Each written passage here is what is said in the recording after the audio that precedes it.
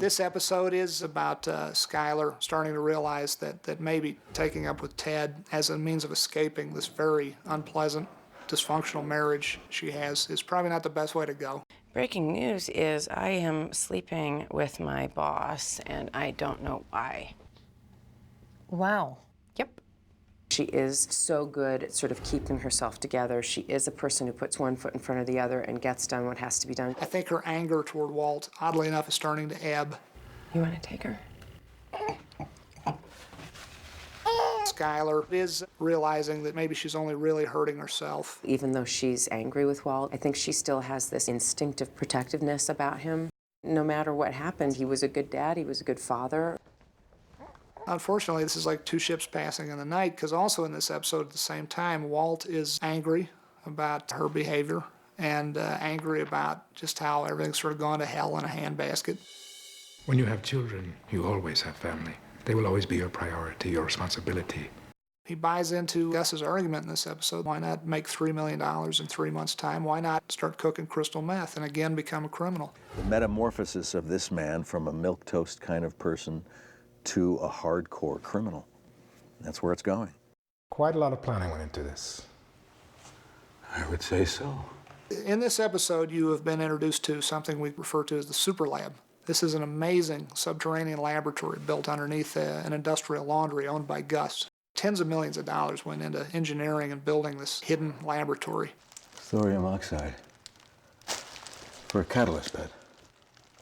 He's really tempted by this wonderful opportunity, and he indeed winds up saying yes. I hate to break it to you, Jesse, but our mutual associate was only using you to get to me.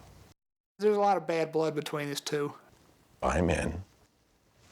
You're out. He kicks kind of Jesse to the curb, so he feels betrayed by everybody. What was the offer, if I may ask?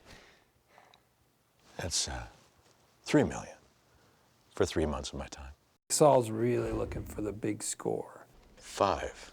I'm a reasonable guy. It's a short-term deal. 10 even, but I can't go any lower and still respect myself.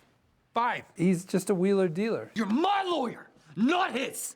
That's the way of the world, kid, and go with the winner. He's playing a game of Monopoly, really, with people, and it's a big laugh. And he'd like to score, but he doesn't really care what happens to anybody. He's had it with Walt, and it's nice to see the good old Jesse back.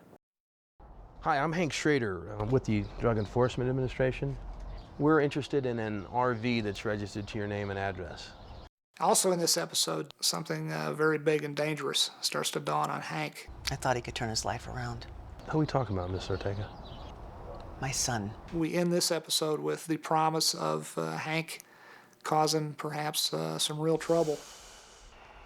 And that is that Jesse Pinkman, who he busted and brought in briefly last season, is back on Hank's radar.